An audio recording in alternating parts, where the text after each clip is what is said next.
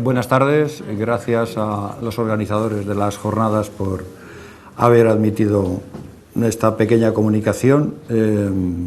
Bueno, la comunicación se titula La transición democrática en el sistema penitenciario español y pretendo hacer un pequeño recorrido por la evolución de las normas penitenciarias en la España del siglo XX y sí, porque en el siglo XXI no ha habido cambios reseñables. Este pequeño recorrido pues, pretende seguir el esquema de las categorías de las ciencias políticas. Desde la primera norma que se da en el siglo XX, que es el reglamento de 1913, ya en el rótulo desaparece el término cárcel del sistema penitenciario español y pasa a denominarse eso, instituciones, centros penitenciarios, reglamentos penitenciarios, pero el término cárcel desaparece. Siempre insisto, los que me conocen, en que las cárceles no existen como tal, por la denominación. Las instituciones penitenciarias en España son las encargadas de hacer cumplir las penas impuestas por los tribunales competentes y que vienen previstas en el Código Penal. Por supuesto, en las conductas que vienen marcadas en los códigos pertinentes.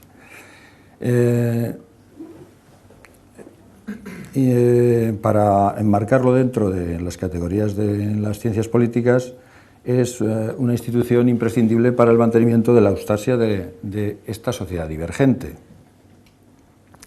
La austasia entendida como buen orden. Se emplea un poder fisiológico para hacer posible los planes y programas del poder político.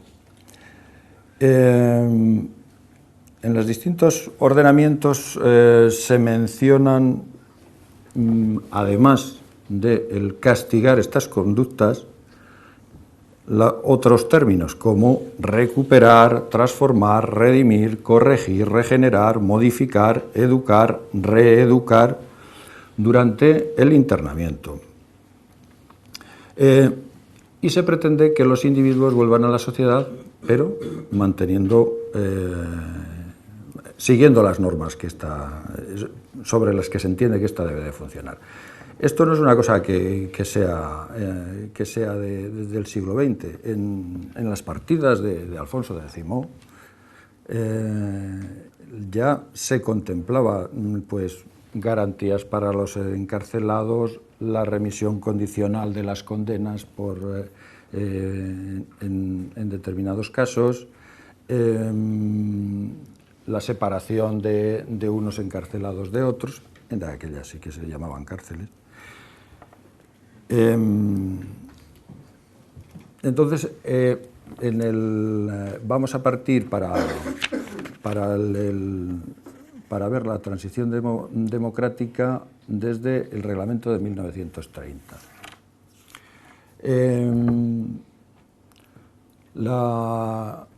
Recientemente, aquí en la Escuela de Filosofía de Oviedo, hubo una conferencia sobre criminalística, que hablaba de que la criminalística, para estudiar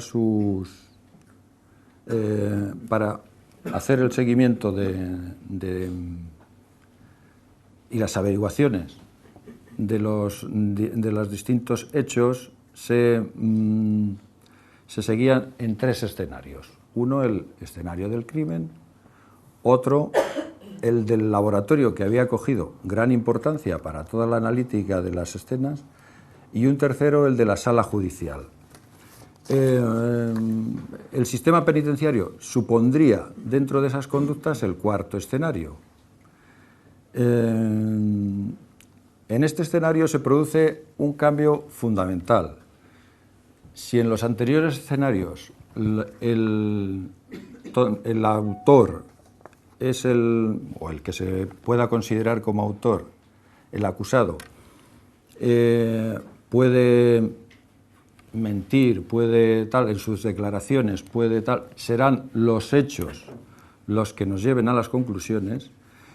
En el derecho penitenciario es distinto.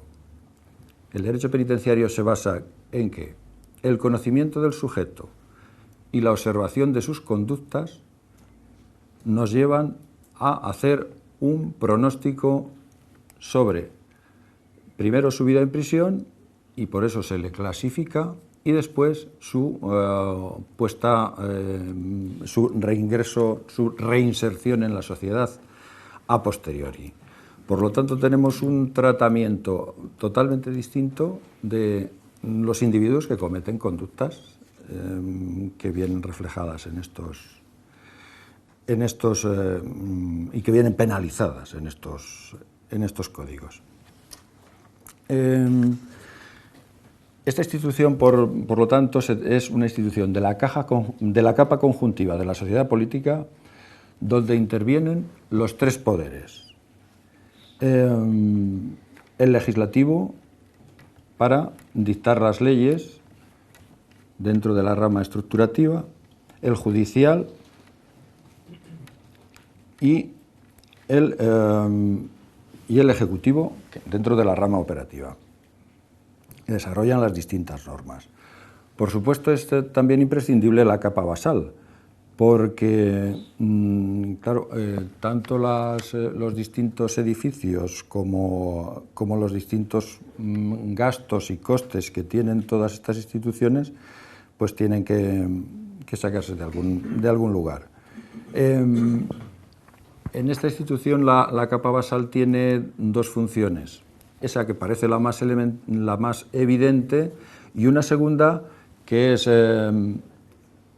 gestionar también los ingresos de los internos que trabajan. Normalmente es tradicional que en todas las normativas que hay un fondo, los internos trabajadores tienen su fondo y se les suele administrar hasta su puesta en libertad. También aparece el poder redistribuidor, porque se entiende que el ingreso en un centro penitenciario supone un daño, y a la salida existen unas ayudas para los liberados.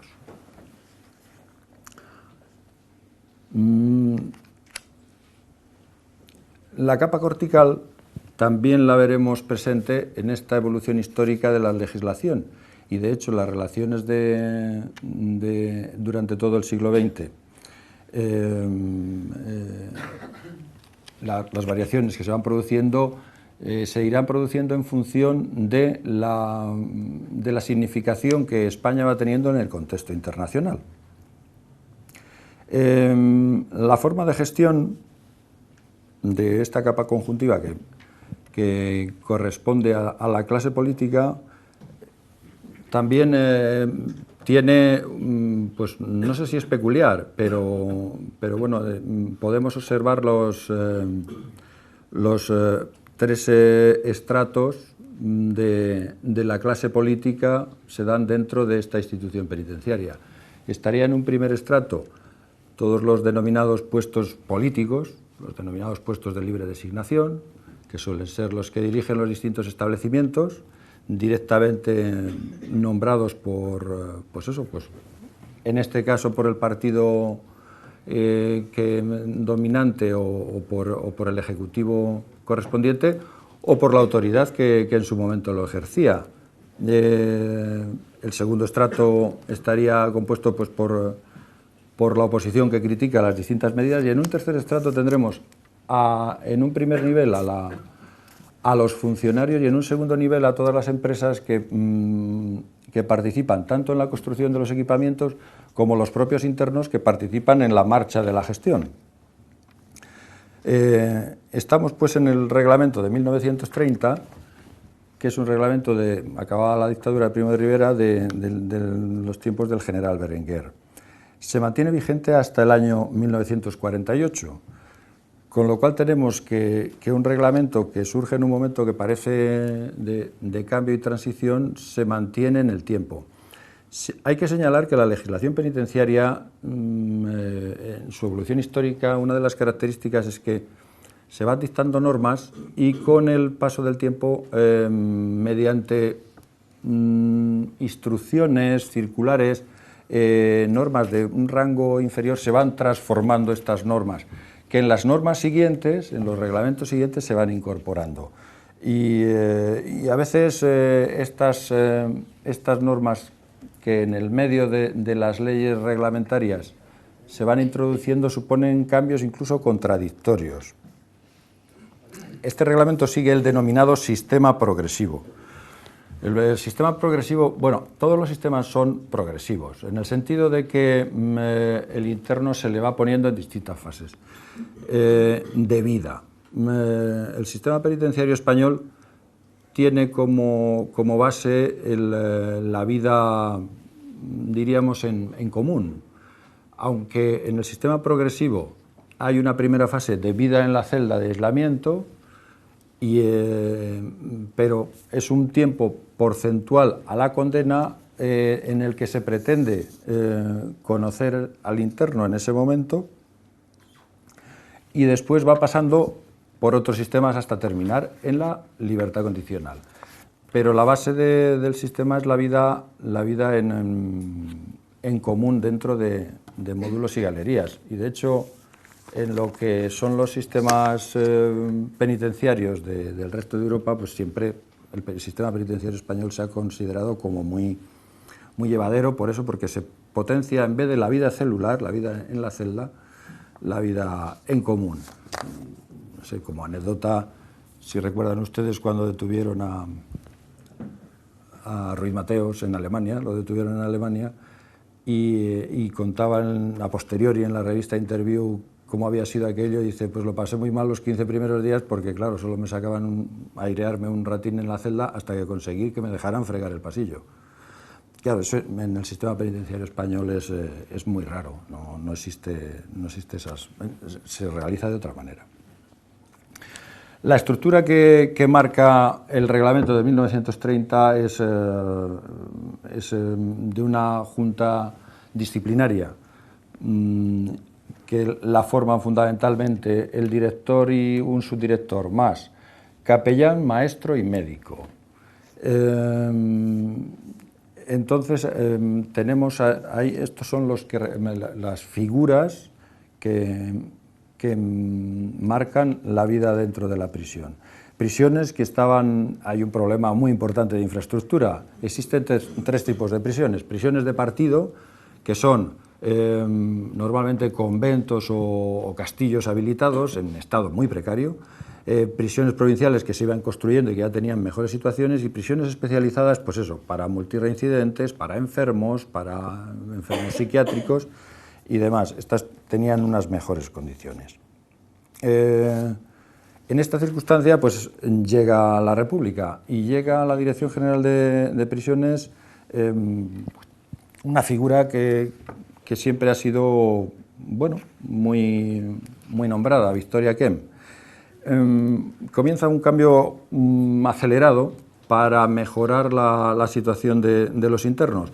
Se aumentan presupuestos de racionados, se aumenta el presupuesto de ropa, se hacen proyectos de construcción de nuevas prisiones, pero todo ello, claro, la administración entonces funcionaba con presupuestos por organismos bastante cerrados, y eso hace que si destinas las partidas a una serie de gastos, pues para otros queda menos presupuesto.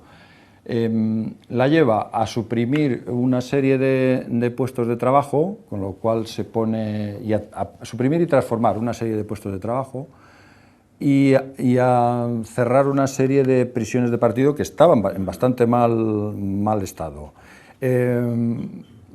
La verdad es que para suplir estos problemas, además del malestar del personal, lo que hace es una cosa muy peculiar, y es que en una circular habilita a los internos para realizar algunas de las funciones de los funcionarios. Bueno, los internos tradicionalmente en las prisiones siempre han ayudado en determinadas tareas mecánicas, no sé, el elaborar la comida, pues evidentemente, aunque haya un cocinero profesional, pues las tareas mecánicas las realizan internos. Pero de eso a que realicen la apertura de rastrillos y puertas. Rastrillo es una puerta, pero con doble, que son dobles. Cuando una se abre, la otra no. Entonces en el medio se controla el personal que va. Que realizaban esas funciones, pues resulta una cosa muy peculiar. Suprime el cuerpo de capellanes, que ya vimos que era una figura central dentro del reglamento y dentro de la estructura, y da entrada a los periódicos y revistas. La verdad es que genera una situación muy tirante con todo el personal y hace una petición que, claro, resulta extrañísima al Consejo de Ministros, y es la de habilitar como funcionarios a internos de buena conducta. Entonces, como el Consejo de Ministros no se lo admite, pues es cuando dimite Victoria Kent. O sea, pero vamos, la cosa, la verdad es que se las trae, porque, bueno, hombre, la condición de funcionario en la escala que sea, por haber sido interno, pues es una cosa inédita.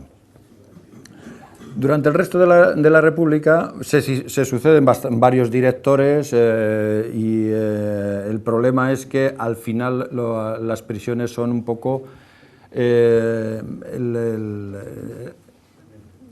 lo que recoge las políticas de seguridad pública que se llevan a efecto, ¿no? Entonces, en el año 33, y sin ningún voto en contra, siguiendo los principios del positivismo criminológico, se publica la Ley de Vagos y Maleantes. En la República, en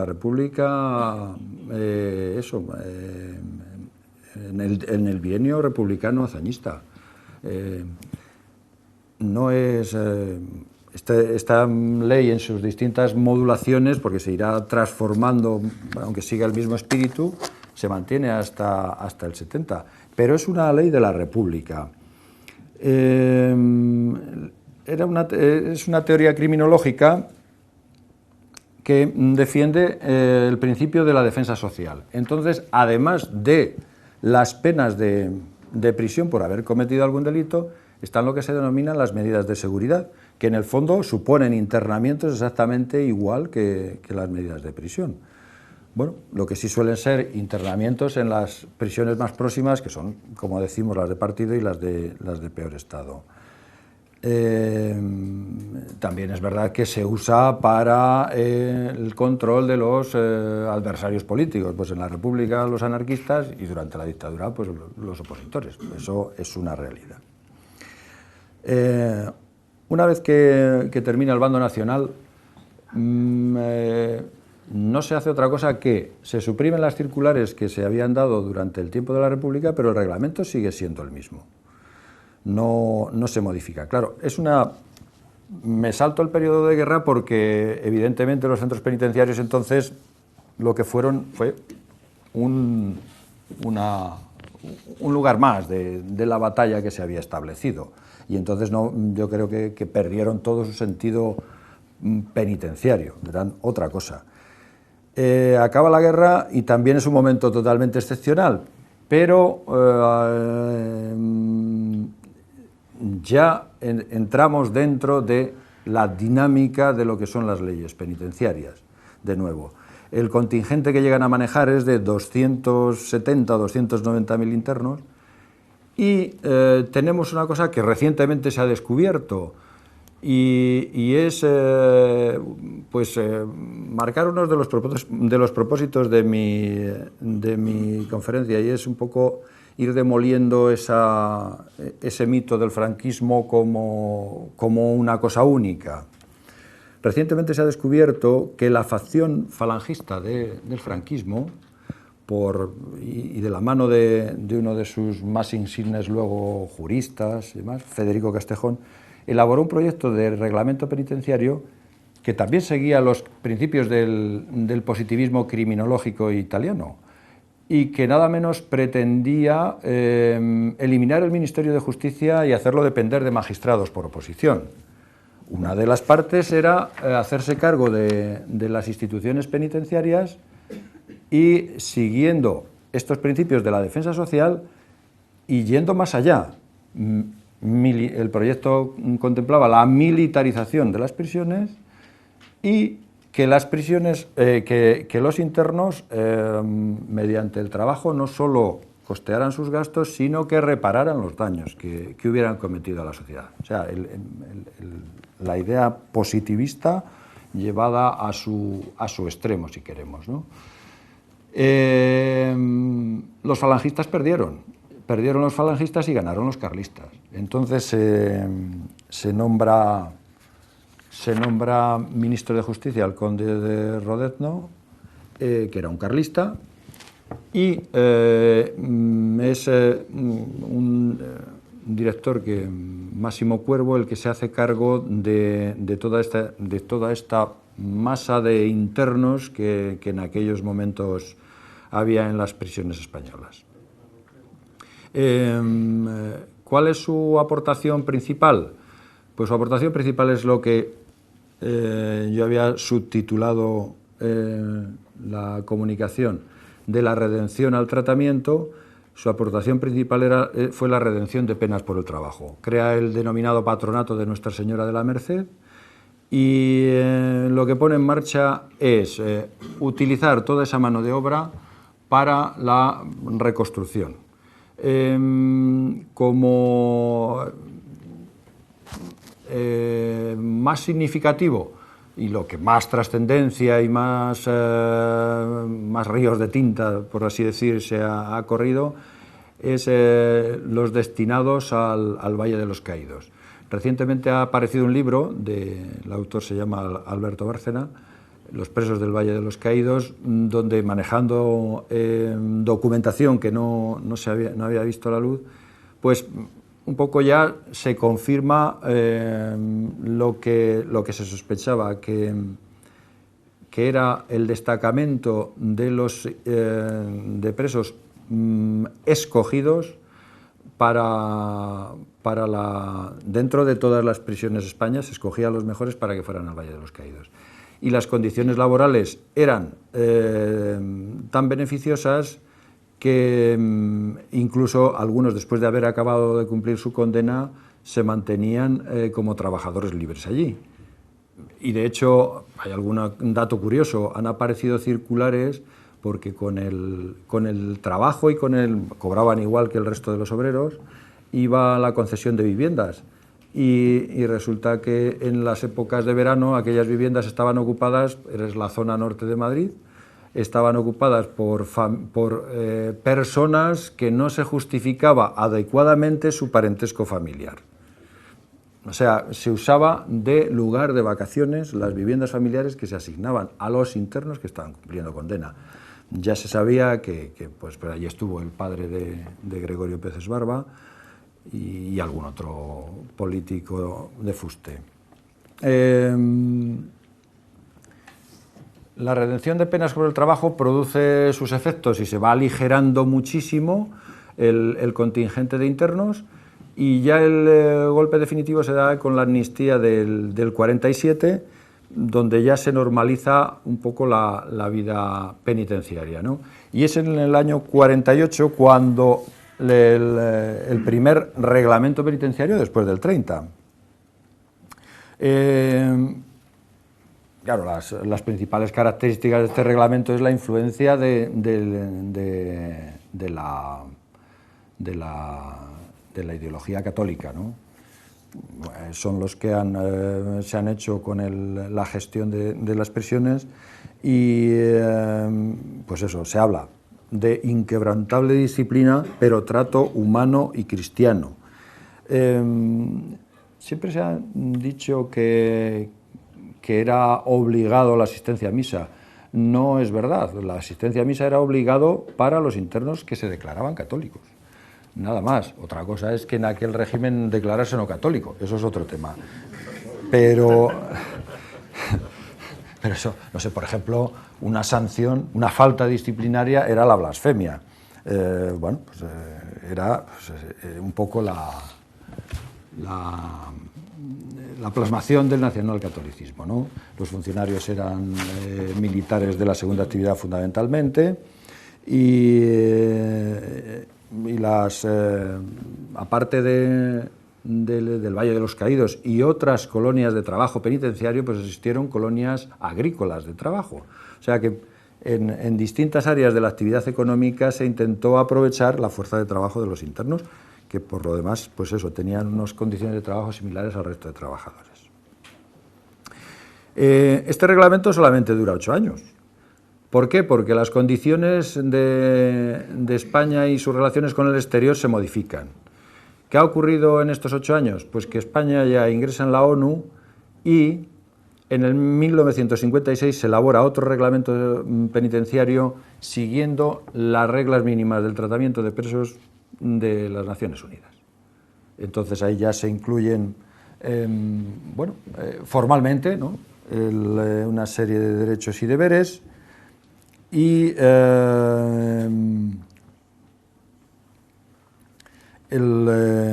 se aumenta la relación con el exterior, las visitas de abogados, las visitas en caso de enfermedades,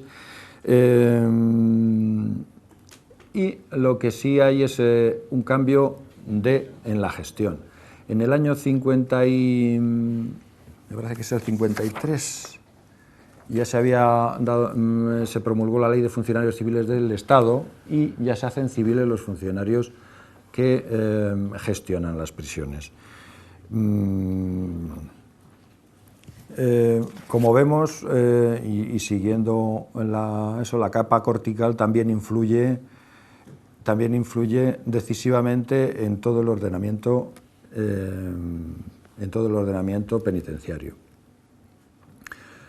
Continuamos para adelante y en el año 67 se firma un pacto de derechos civiles que se rubricó en una convención en Nueva York, y esto hizo que en el año 68, sin elaborar un nuevo reglamento, pero un decreto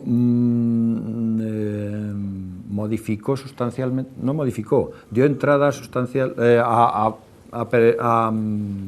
personal novedoso, y ahí entramos dejamos ya la redención y pasamos a lo que es el tratamiento, y son los denominados técnicos, de la conducta, psicólogos, juristas y demás. Todo esto pues hasta en 1970 cuando se convocan las primeras oposiciones, y además estamos también en una influencia exterior importante.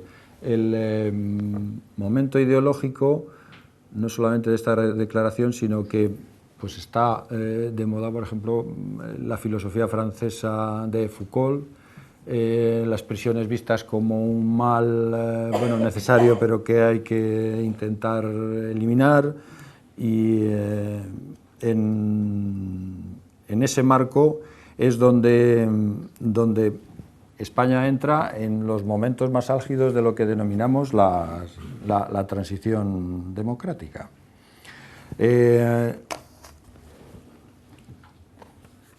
Llega el momento de la coronación del rey Juan Carlos, lo que siempre ha sido también muy significativo en la vida penitenciaria española es los indultos. Pues con la coronación de 14.700 internos se da un indulto y pasan a 8.400, o sea que se modifica sustancialmente. Bien, es verdad que luego a la larga estos indultos tampoco tienen una significación, porque normalmente los internos, hay una serie de población que tarda, en la experiencia que ha habido, tarda muy poco en regresar a los centros penitenciarios.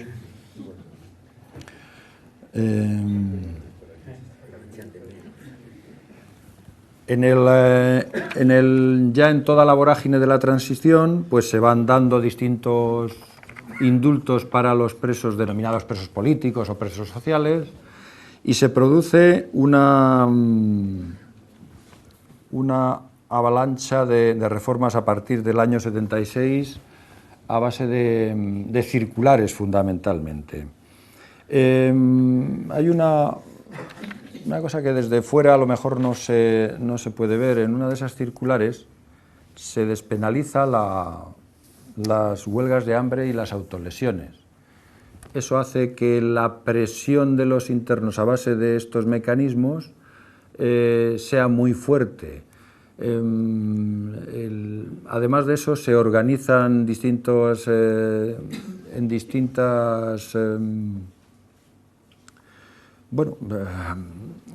grupos de protesta y se produce un destrozo tal de las prisiones que se cuantifica en 580 millones de pesetas los daños en las prisiones. Eso era una barbaridad en aquellos tiempos. Prácticamente destrozaron todas las prisiones y eso también es el momento en que es asesinado el director general en los tiempos de UCD, Jesús Haddad, y se hace cargo de las prisiones el que es considerado el padre de la ley penitenciaria que sigue vigente. La ley penitenciaria que sigue todavía en funcionamiento y que no se ha modificado salvo en aspectos no muy significativos, pues es una ley penitenciaria que tiene, lo primero, una característica de rango que no se había conocido nunca. En la misma Constitución, en el artículo 25, se recogen las instituciones penitenciarias. Bueno, y la primera ley orgánica de nuestra democracia es la Ley Orgánica General Penitenciaria. Tiene como mayores novedades el que ya en la exposición de motivos, siguiendo un poco esta teoría de la sociedad como responsable del delito, pues se pretende que se implique la sociedad dentro de las prisiones porque al mismo tiempo se la marca como responsable de la génesis del delito. Y aquí ya sí que lo que se pretende es que las distintas ciencias de la conducta, los técnicos, actúen y... Eso. Bueno, parece ser que ya se está acabando el asunto, ¿no? Es aprobada por unanimidad y probablemente el aspecto que nunca se resalta es que aumenta mucho la responsabilidad de la Administración sobre los internos. Tiene obligación de velar por su vida, por su integridad física y por su salud. O sea, prácticamente si estás dentro de un centro penitenciario resulta difícil hasta suicidarte. Pretendía dar una pequeña pincelada que ha sido del 79 para acá. Me temo que no hay mucho tiempo, pero sí voy a dar unos pocos datos. El primero, la ley parte con 11.834 hombres dentro de nuestros centros penitenciarios y 442 mujeres. En el año 2009 llegamos a un máximo y estuvimos rozando los 80.000 internos. Quiere decir que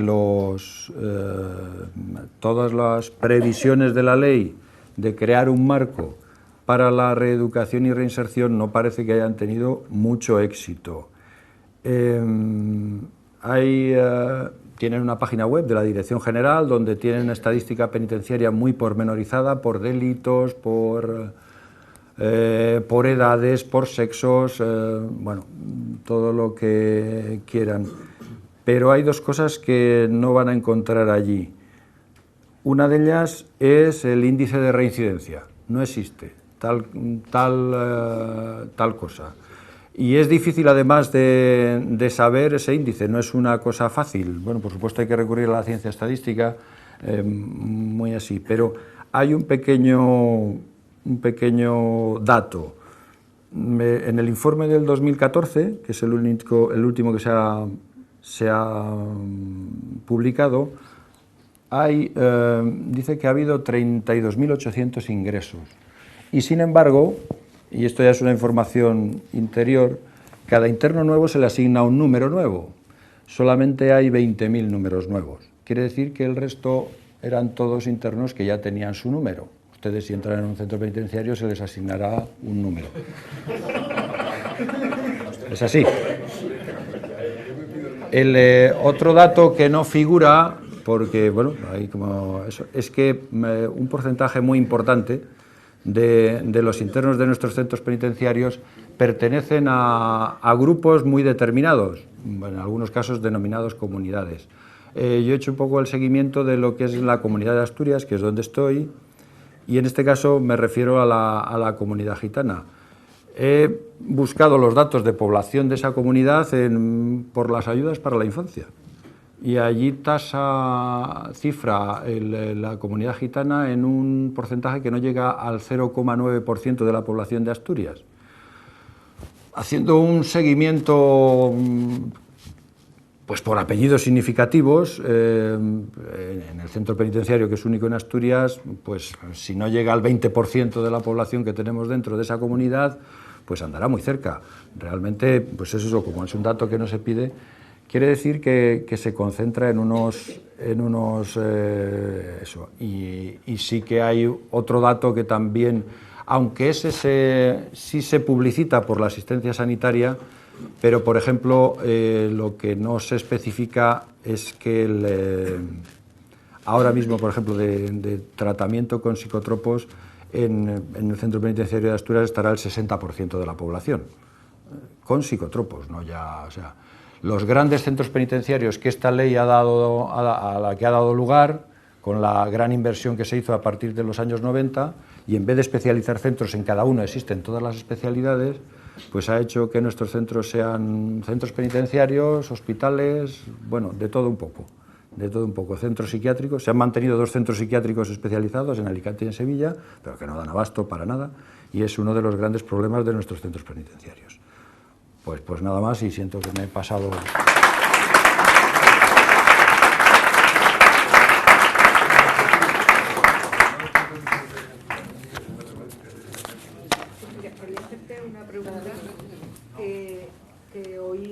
Leí en la prensa de que no sé si era en Bélgica o en Holanda que estaban cerrando las cárceles. No sé si tienes noticias. No, la noticia es que en Holanda han bajado mucho los internos dentro de las prisiones, allí sí prisiones, y que estaban alquilando las plazas a otros países. Eso es. Ese hecho ha pasado en más sitios, y de hecho en España, en los momentos de mayor eso, se intentó que países de donde venían de donde procedían los internos, pues fueran, o sea, subvencionarles para que cumplieran allí las condenas. Eso, bueno, una de las cosas que se me ha olvidado decir, los repuntes de población se han producido en contra de lo que parecía del espíritu de la ley en los momentos de mayor auge económico. O sea, no, el delito lo produce el vicio, no la necesidad. Y otra cosa es que me gustaría que comentaras un poco la filosofía, por decirlo de alguna manera, de la democracia que tenemos en cuanto a reinserción, es decir, qué objetivos, qué perspectiva tienes respecto a la población penitenciaria. Aquí lo que hay es un voluntarismo, ¿no? Hemos creado unos denominados cuerpos técnicos, psicólogos, trabajadores sociales, funcionarios de vigilancia especializados en las tareas de educadores, juristas criminólogos, que supuestamente pues iban a conseguir, conociendo a los internos, pues no sé, aplicándoles el DSM-4 o el CIE-10 o tal, conociendo a los internos, que reeducarlos y reinsertarlos. Eso, además de lo habitual, de la instrucción, de la escuela, el instituto y la universidad, que también está presente en la institución penitenciaria. Y el resultado pues ha sido el que ha sido. Si teníamos 11.000 y ahora mismo debemos de estar en 65.000, más o menos, internos. Pues en vez de reinsertar, lo que hemos hecho ha sido fidelizar clientela.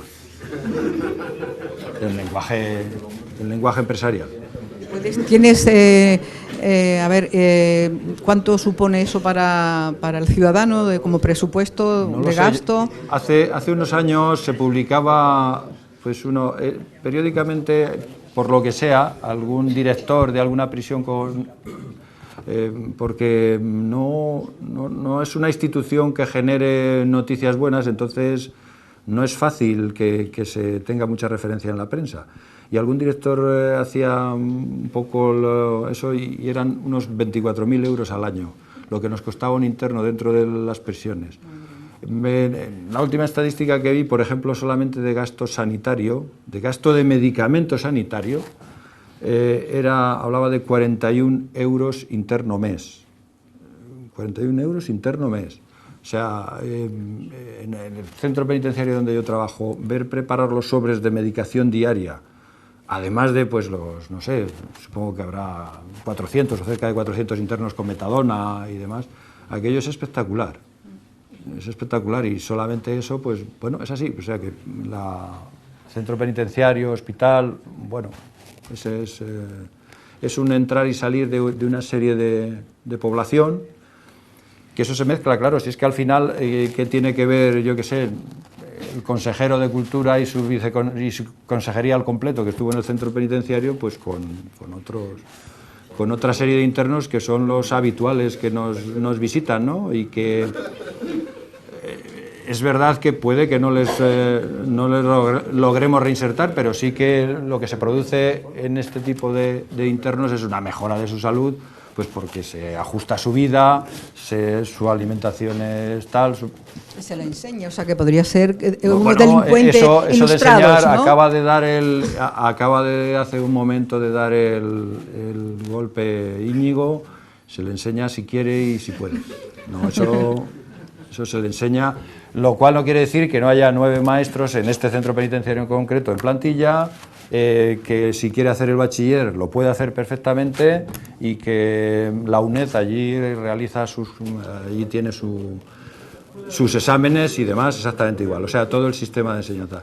En ese sentido, lo que son los servicios, podemos decir que es el estado de bienestar, el denominado estado de bienestar perfecto. Sanidad gratis, no creo que a ninguno de ustedes venga un especialista a casa. Su ginecóloga tendrá que ir usted a verla y no ir a verla a su casa. Pues allí van a verla. Una consulta nada más a raíz de, no sé si conoces o conocéis, en Colombia hay un dicho que dice, es más legal que robar en España. Entonces, siempre me he preguntado, los reclusos, los presos que sean de otros países, los internos, perdón, que sean de otros países, ¿por qué no se envían a sus países de origen a que paguen la pena? Pues volvemos a la capa cortical, ahí tiene que ser ya los tratados y demás. Y lo primero la voluntariedad del interno. Y en eso, pues claro, no me he podido extender, y mucho menos en las anécdotas. Le voy a contar una anécdota que me la contaba pues un director, que había recibido la carta de una persona de un país hispanoamericano, era claro en español, y que decía, señor director, creo que mi marido me engaña. Y sé que me engaña porque me dice que está en ese centro penitenciario, pero me manda más dinero que cuando decía que estaba fuera. Y además la anécdota continúa, pero eso ya es mejor no seguir.